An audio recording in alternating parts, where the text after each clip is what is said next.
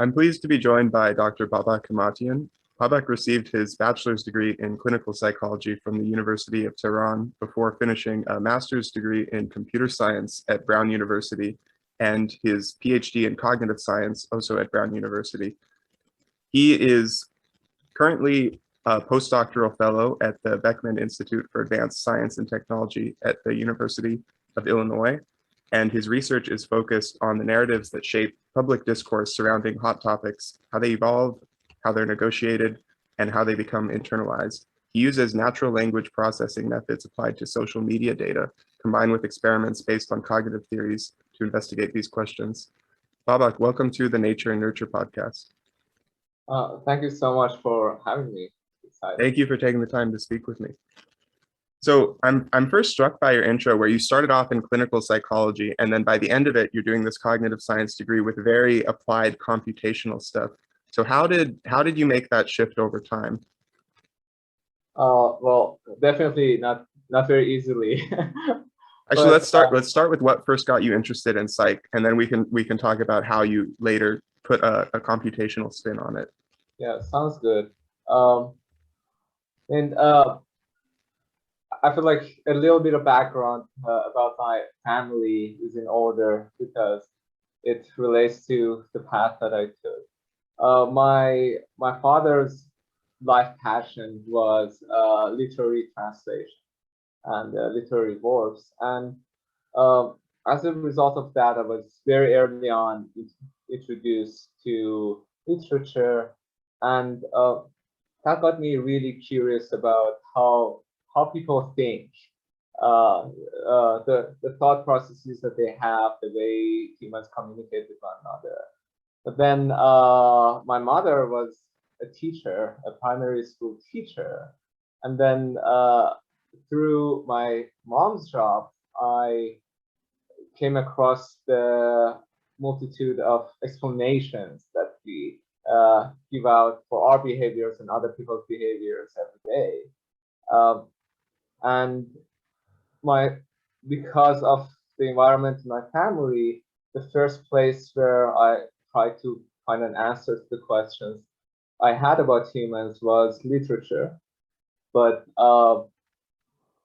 in my later teens, I became a bit disillusioned. I felt like literature likes to kind of immerse itself in the mystery rather than try to provide answers, and I felt like I wanted answers about why humans act the way they do, which is why I majored in psychology for my undergrad.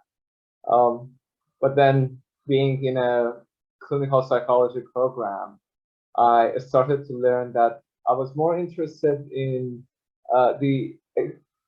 providing explanations for how humans in general behave rather than providing explanations for one particular person's pattern of behavior,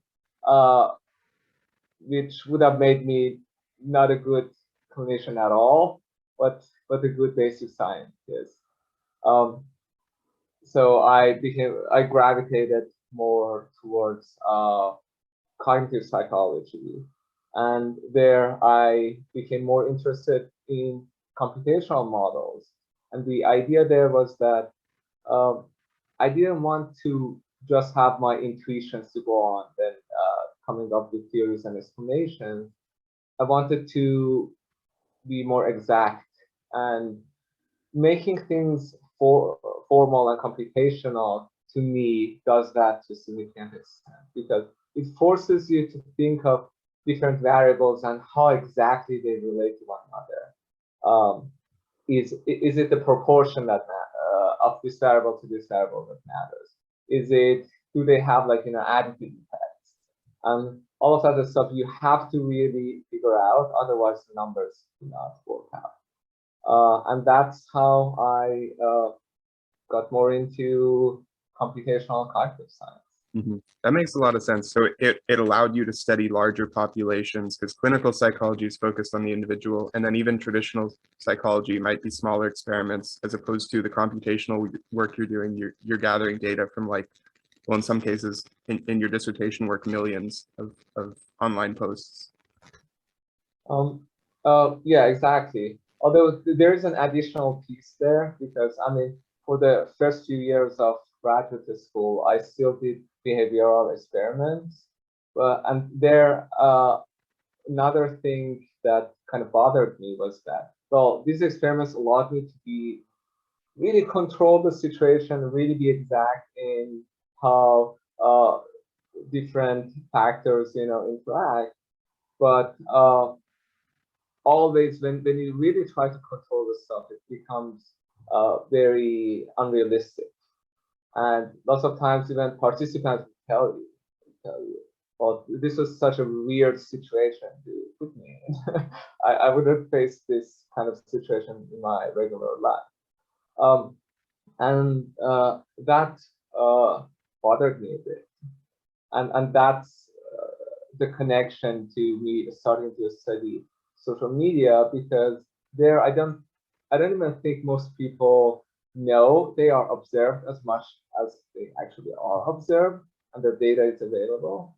So people are just posting their thoughts, and as you said, you can look at it at a really grand scale, which helps um, do away with a lot of the noise that you needed really a strong experimental, control in behavioral experiments to get at. And by behavioral experiments, I just mean what people generally think of as psychology experiments. Yeah. So I'm sure you've heard of the idea of psychology is too weird, like it's too focused on Western cultures. So I'm wondering how or whether psychology research differed in Iran. It certainly differed, but I think it was still weird there. It was just a Mhm. different kind of weird.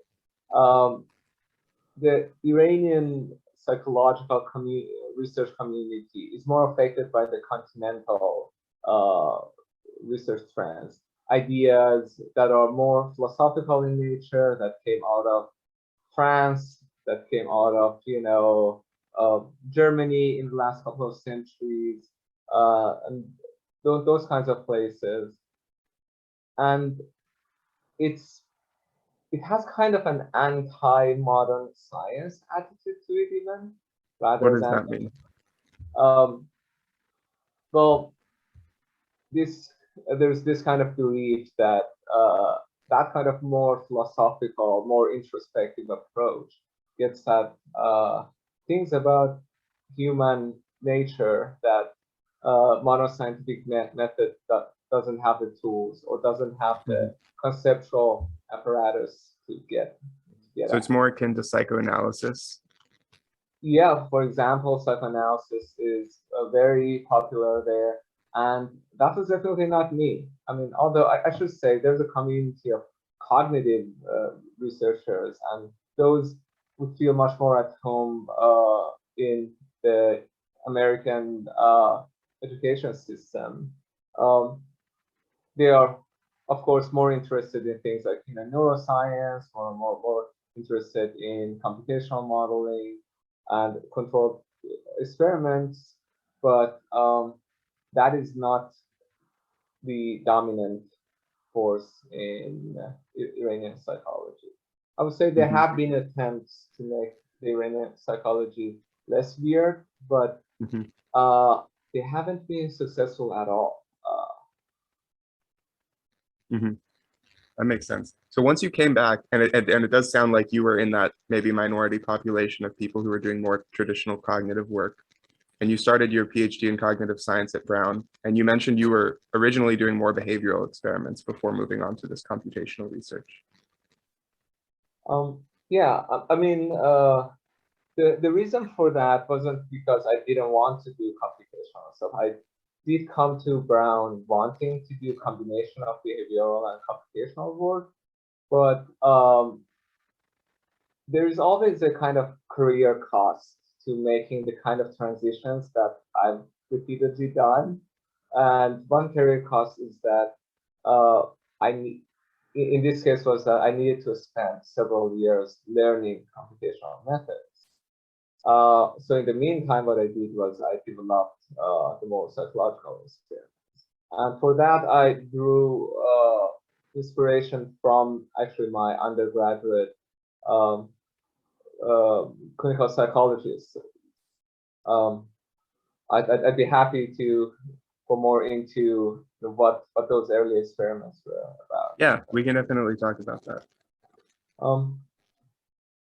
I had noticed that there's a lot of power in clinical psychology assigned to labels for disorders. And I was noticing this on the part of the clinicians, where if you say someone has bipolar disorder, all of a sudden your view of most of the things that they do or that they tell you totally changes. But I noticed that even the people that came to a clinician felt different after being told that they are suffering from X or Y disorder.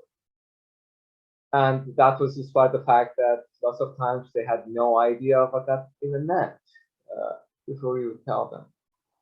And that was the inspiration for this idea that these labels, of course, the reason why they are considered powerful is because there's a lot of information associated with the label, but lots of times the person who's being affected by them, like the person visiting a clinician, doesn't know anything about those. They are taking those on social faith. They are just assuming that this clinician knows a lot of things about their condition now that they didn't otherwise. So I wanted to test these two ideas. One is the actual informational utility that label has as an explanation. And we wanted to compare that with the social utility that it has and see if people actually confuse social utility for informational utility. If the fact that it is commonly used by clinicians, is that going to lead to people feeling like it's informative even when it isn't? And that's exactly what we found. We would give people these completely circular labels, and then those labels would be used as an explanation. And as long as the label was commonly used, people would feel like that was a much better explanation. And I can give you an example of that. Imagine I tell you somebody observes several people who have this kind of compulsion to bite their fingers. And I tell you that this is commonly known as I know athymia, some made up name, but I'll tell you that this name is common, but there's nothing else that is known about this category. So that's been introduced, nobody knows anything. You come across somebody else who shows this behavior, and somebody asks you, why is this person showing this behavior? And you say, because they have athymia. Now, how good of an explanation is this?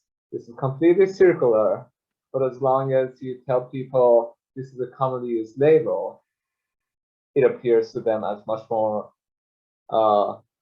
informative. But if you tell them some expert or group, a small group of experts just made this up, people immediately see that this is circular. They're like, no, this is not a good explanation. Yeah, gotcha. So were you only looking at outsiders, or were you also studying what happens for the person who might receive a diagnosis? Well, a lot of these, most of these experiments that we did, and this wasn't just with medical diagnosis. We looked at all sorts of categories and all sorts of labels, but most of these were done with lay people, a lot of whom would be subject to this kind of diagnosis. But we haven't tested actual subjects, diagnostic tests. What we have done is testing clinicians. And we find the same effect among mental health professionals, except if you bring their attention to the fact that this is what you're manipulating, they're like, wait a moment, this doesn't make sense for me to be doing this.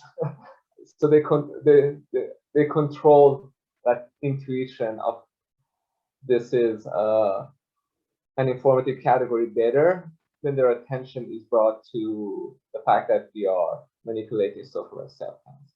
Mhm. But as long as they do not know that we're doing that, they show the same effect. That makes sense. I've heard mixed arguments for and against psychiatric diagnoses, because on one hand, it's like you're telling a person there's something wrong with them, and that might have negative effects. And on the other hand, you're telling them this is understood and we know how to treat you, so maybe it could provide reassurance in that type of way.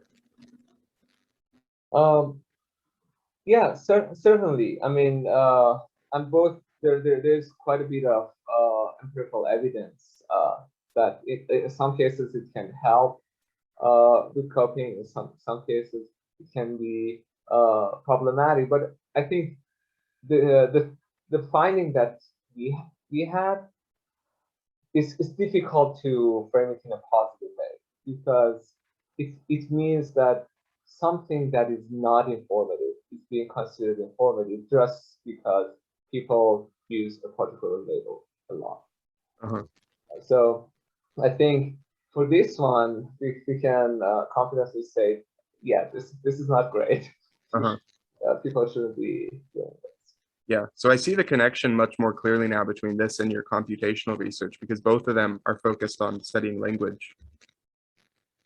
Yeah, and also about kind of the social aspect of language, and that's what really excites me. There's this interface between an individual person and their community, and it affects every aspect of how they think. In this case, for example, whether other people use a particular name that I don't know anything about affects how I think about that. And my later research is, I would say, more about how this collective social source of information that deeply affects our thinking, how that is actually negotiated. Because people aren't just passively buying into that social perception. People are also having conversations about it. People are arguing about all sorts of things. And that probably down the road will lead to somebody else finding another label, really informative that is not, or vice versa. Yeah. So you mentioned this involves gathering data from social media posts and then analyzing the text. So how does that actually work? I guess this would be a good place to define what natural language processing research is. Yes. Well, natural language processing is kind of a compromised term used in the more computational domains to talk to computational approaches for making computers behave as if they understand natural language.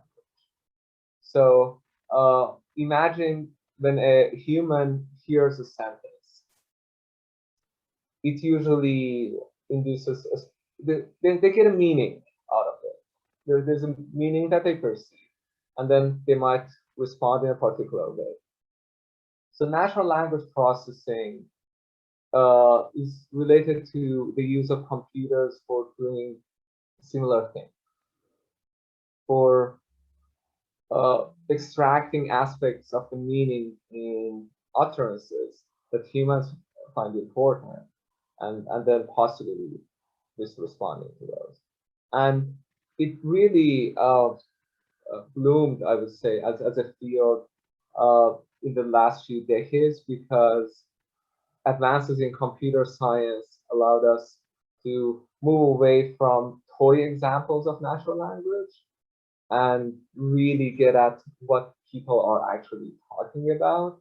There is a ton of data available online that you can use to train these computer programs to act like humans and to use language like humans. And there's also a lot more computing power, which allows us to ask these computer programs to do much more sophisticated inferences. And that is what I try to do with my dissertation work, but also with the NLP, natural language processing based work that I did before my dissertation.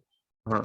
So it seems connected to a very deep philosophical question, which is wondering whether the computers are actually learning language and learning meaning, as you said, or if it's more of just this pattern recognition and an abstract thing that wouldn't generalize into I guess what we could call real intelligence. Well, I think the jury is still out on that, and I believe the jury will still be out on that for a few decades now. But I am personally a behaviorist when it comes to evaluation of language understanding.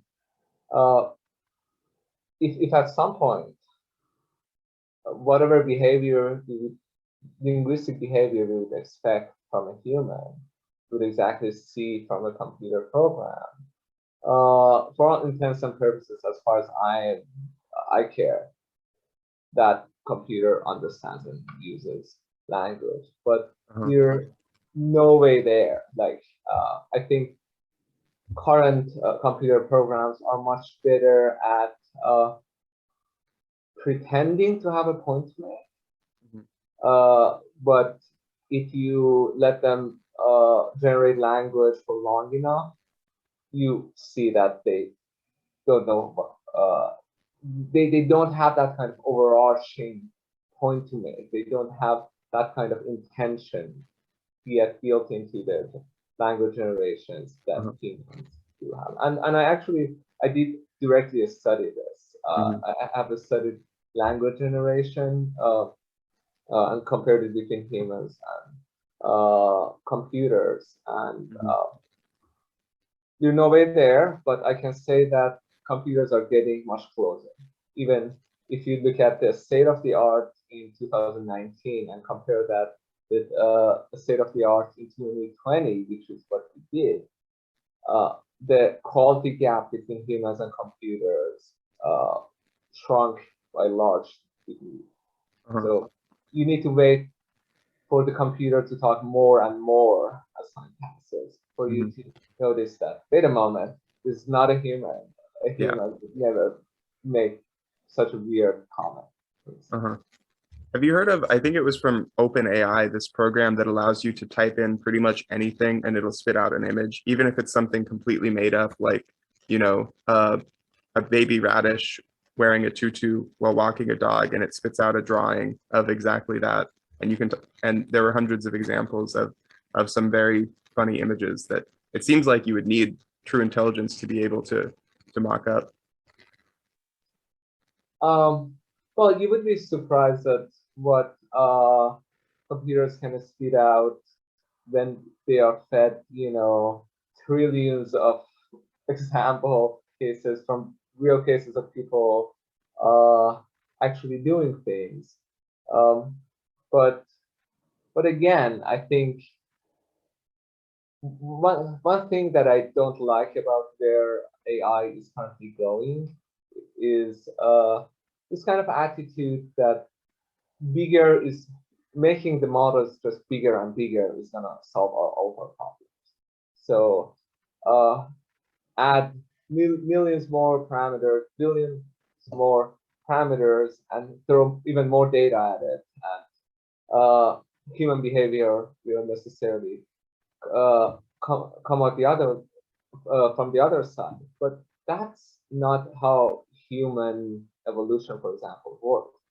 There was a lot of constraints built into human brains by natural selection, which make it much more likely to have this really highly organized, highly hierarchical structure that we see in human language.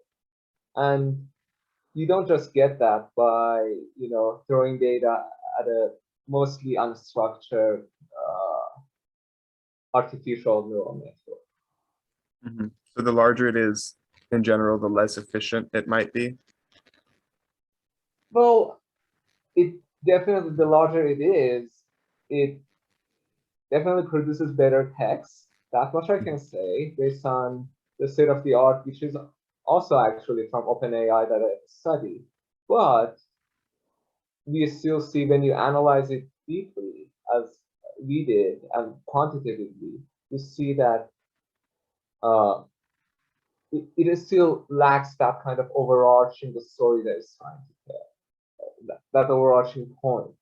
The logic of the generated text somewhere breaks down because the model wasn't incentivized to think like a human. The model was Uh-huh. just incentivized to generate the next word like a human. Uh-huh.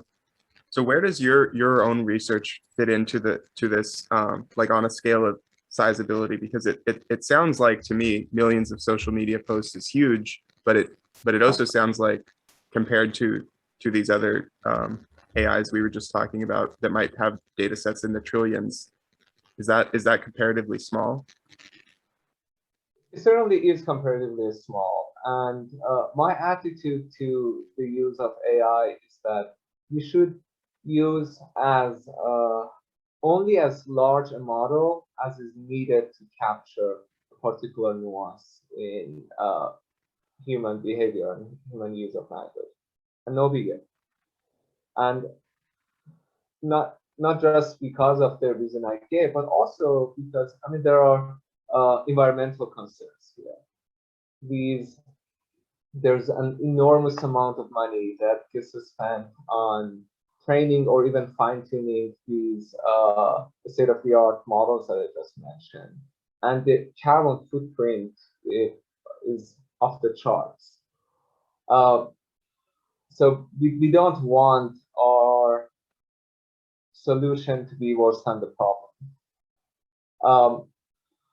So that's why I try to stay away from really huge models and just try to build in constraints that are informed by cognitive theory, by psychological research into the models to make them more efficiently get at what really matters to me.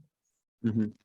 So let's talk about some of the examples you did, either your dissertation work or maybe before then during grad school.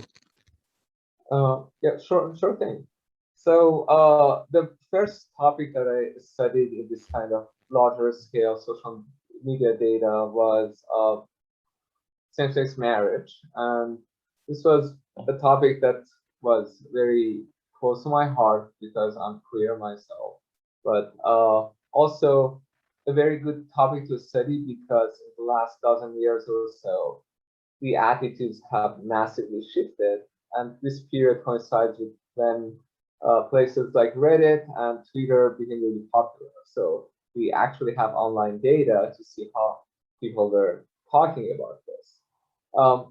So as I said, I was very interested in how people negotiate their beliefs with their social community. Um, so that got me to the question of what kind of discourse may have facilitated that attitude change, and what has been the discourse consequence of that shift itself? Are people talking about gay marriage in a different way now than they did a decade ago?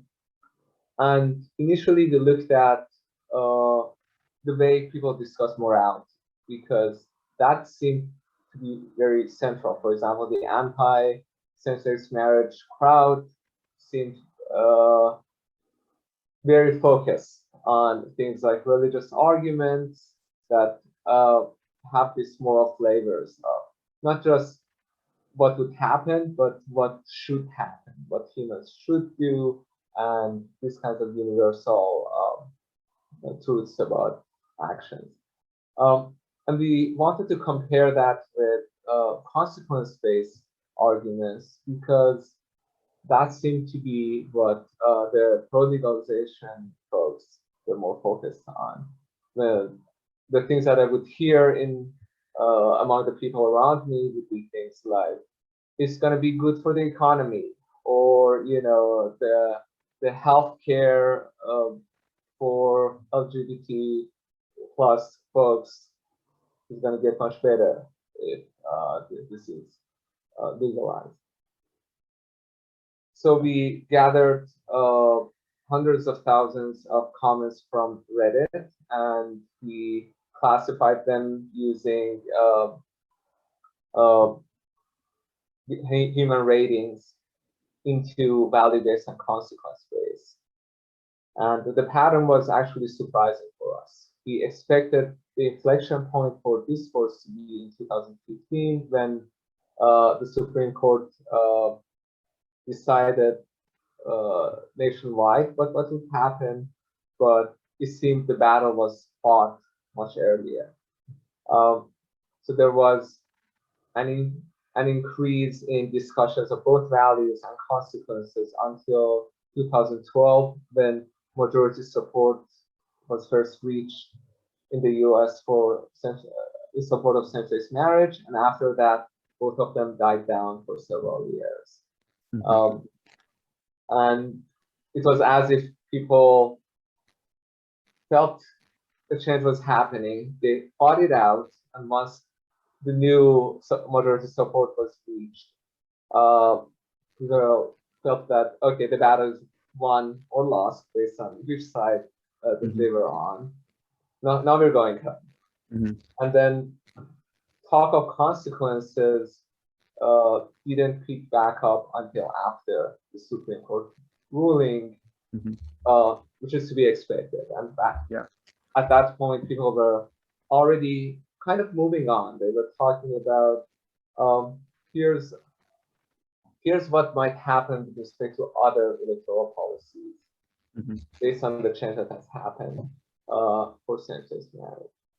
Yeah. And that kind of gave me that was the inspiration for my dissertation work, because I noticed that there's more to the patterns of discourse than just that kind of moral focus, what kind of moral argument you're making. And I think as social scientists, it's easy for us to lose sight of that, because if measures of morality are the only tools that you have, if they're the only hammer that you have, everything starts to look like a nail. And you try to explain everything in terms of moral dimension. But there seems to be more there that and we try to answer what that next thing might be in my dissertation work on marijuana legalization discourse. Mhm. Yeah, that made a lot of sense that the majority happened before there was actually a legal turning point. I mean, it would, because the alternative would be that the law happens before there's majority support, which would probably that would be surprising. Yeah, it's as if the public made up its mind, and then a few years later, the Supreme Court also caught up and just essentially confirmed what had been decided more broadly in the Right. So then it seems like that's been the same pattern for marijuana legalization as well. In a sense, yes, but it's a bit different with marijuana legalization, because a lot of it was decided by ballot initiatives directly by the voters. So there's a closer connection there between legalization and public discourse. People don't have to wait for several years for the Supreme Court to decide the issue. That makes sense. But it was also the case that from the samples of conversations that I initially looked at, it felt like there was something else that made the difference with marijuana legalization discourse. There was this fundamental tension between people using examples from their personal lives, as opposed to making arguments about what was happening broadly. For example, somebody saying My cousin got jailed for marijuana possession, and it really ruined his career prospects, and this is why we should legalize. And it was very interesting for me that there is no generalized argument. In this case, the person isn't even providing an argument why their cousin's case is something that applies to a lot of people. And that's in contrast with somebody saying we should legalize marijuana because the marijuana industry would provide a boost to the economy. So that kind of tension between generalized versus anecdotal discourse was the thing that we focused on. And this was the contribution. I can go into more detail about what exactly found there. I'd like to ask you more about how accurate in general these models tend to be, whether it's looking at distinguishing between anecdote and generalized argument, or whether it's looking at different dimensions of moral values, or really anything. Like how accurate do the NLP models tend to be? It depends on at what level of abstraction you're applying the models. Lots of papers that come out do not get very detailed in their modeling. They would, for example, classify an entire comment as, okay, this one is, anecdotal, this one is generalized, and that is hard to justify when, for example, you're trying to classify a 3-page essay that someone wrote on Reddit. Parts of it are anecdotes from their life, parts of it are generalized arguments. But the good thing about the modern methods in natural language processing is that with enough data and with making your machinery a little bit more sophisticated, you can make the models more nuanced. You can make them more detailed. And in my case, I looked at the convergence of 3 different properties of anecdotes. One is that they tend to talk about a specific people or entities. For example, my cousin versus governments in general. They talk about particular events rather than just the stable state of the world. And the events that they talk about usually happen at a specific times. And the idea here is that if you try to evaluate the presence of anecdote in a comment by the convergence of 3 different features, you're much less likely to get it wrong. Because for you to get it wrong, essentially all 3 features need to be wrong. And how good are they at withstanding like things that might be confusing? So for example, if you have something like, my cousin is a legislator and this new bill was just passed that states, so it's like, you could view that as either an anecdote because of the cousin part, or as the generalized statement because you're talking about legislation. Well, the good thing about applying the model at a finer level is that you could have separate labels. You could say, even this part of the same sentence is anecdotal. This part of the same sentence is generalized. But it is true that there, especially when you're dealing with social media data, there is a good deal of noise. And that is why a lot of the time spent in these projects is spent on cleaning and preparing the data. For example, in the marijuana legalization project, I spent an entire year cleaning up the data and preparing it for the analysis, and then another year and a half analyzing the data.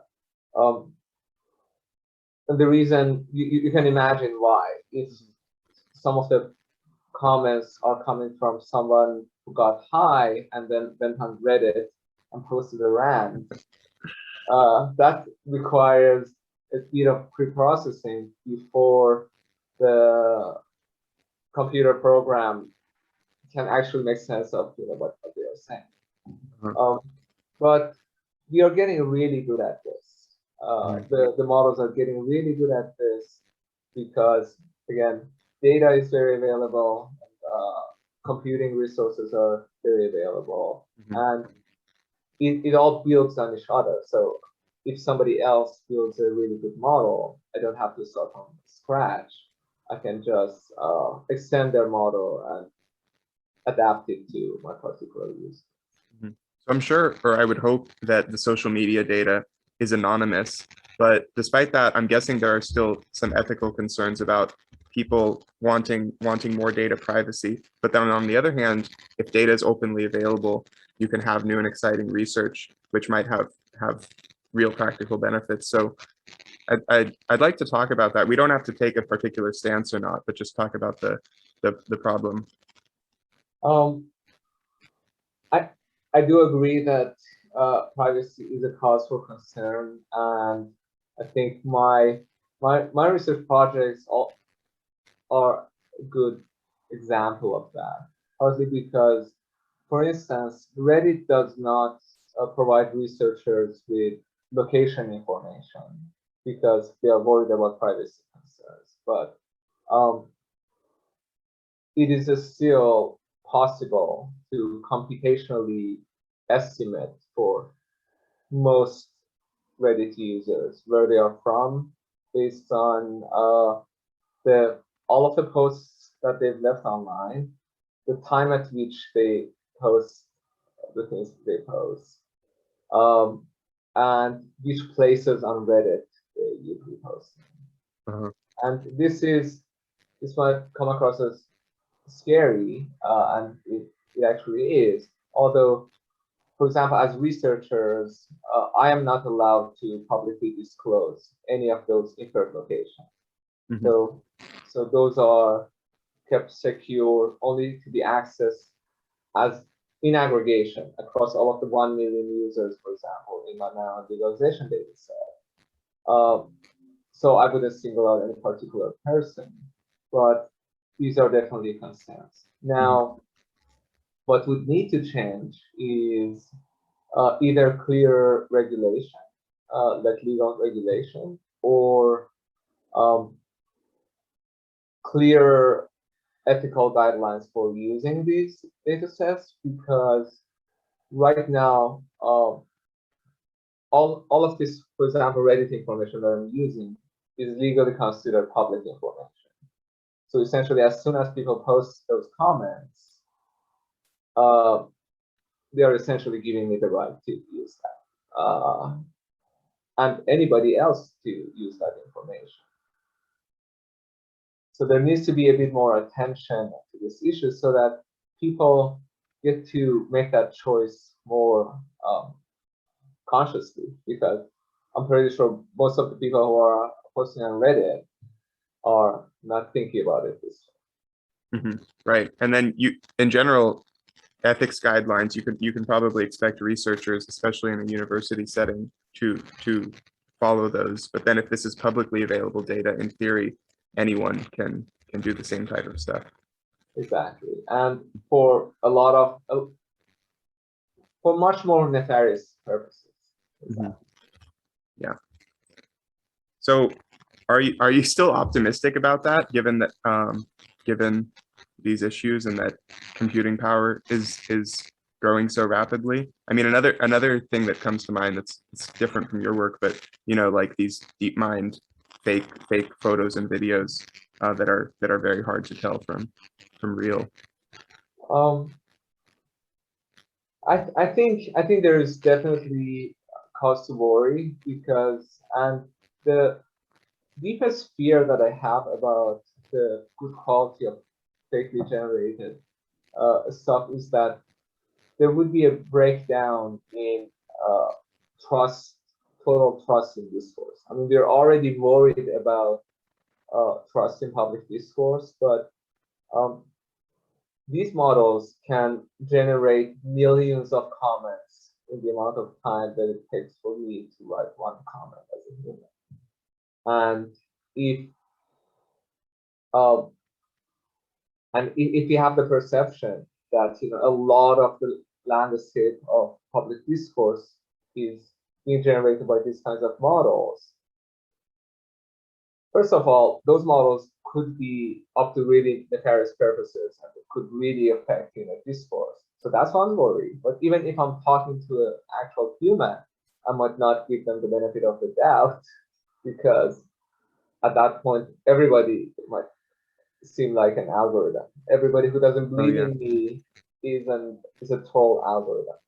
And that's also a scary thought. Well, I haven't considered this at all for text. So the idea is that you could hypothetically have like millions of comments from basically a bot, and that being surrounded by that might shift your opinions, even if it's someone doing that for nefarious reasons. Yes. And then even if it's not a bot, you'll be more skeptical of humans because you kind of have your defenses up.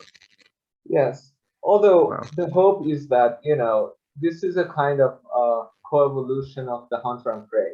So the hope is that since a lot of this data is openly available, and a lot of these computer programs are also openly available, you would have contracting forces. You would have people who work on much better, classification of these kinds of bugs, and keep them and kind of out them, if you will, on social media. And this actually happened on Reddit, for example. There was a GPT-3 based, like the state of the art in text generation. Someone had access to it, and someone created a Reddit account.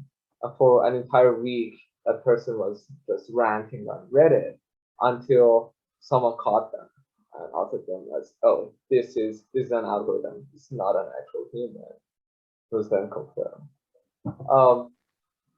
So the hope is that with making this type of research more openly available, that would allow us to also organize against these nefarious influences and prevent that kind of breakdown in trust that I was mentioning from really happening. Yeah, that's reassuring. So what are you planning for future research in the next 5 years or so?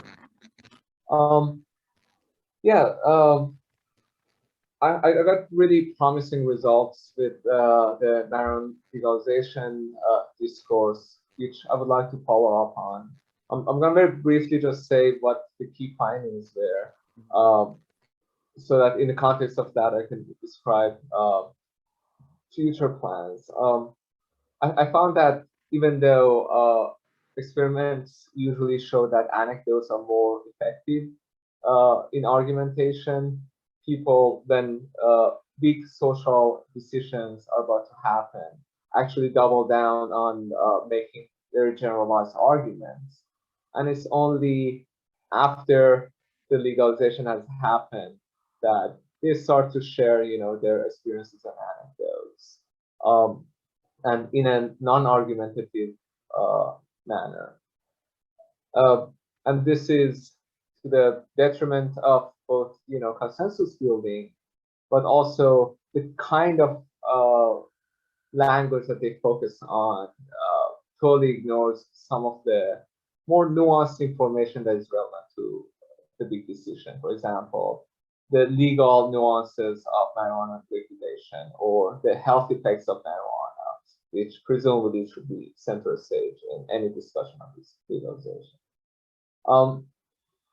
So what would be really interesting to see is whether this is just an inevitable direction that public discourse is going in, a kind of like more less informed, less directed by successful persuasion kind of discussion, or this was specific to this kind of topic that I studied. And in my postdoc position for the next few years, I'm hoping to answer this question by looking at immigration and Black Lives Matter in particular. Why? Because these are issues that show very different attitude patterns. Instead of the US population coming closer to one opinion, these issues are actually becoming more polarized. So there's a lot to be learned about what's specific to issues that are moving towards resolution, and what's keeping other issues from the similar path. As for kind of broader career-wise, where this would fit in, I'm hoping to go into academia, apply for faculty positions following my postdoc. Partly just because I love teaching, and also doing novel research, developing new theories about why people do the things that they do, and one's hands are a bit more tied in those directions if one goes the non-academic route into industry, for example. You would have other concerns, of course. You know, the bottom line is probably going to be the biggest one. Yeah, well, I hope that works out and that you get to keep sharing your research. Thank you very much for your time. Of course, thanks so much for having me. It was a pleasure to talk to you. Yep, thank you.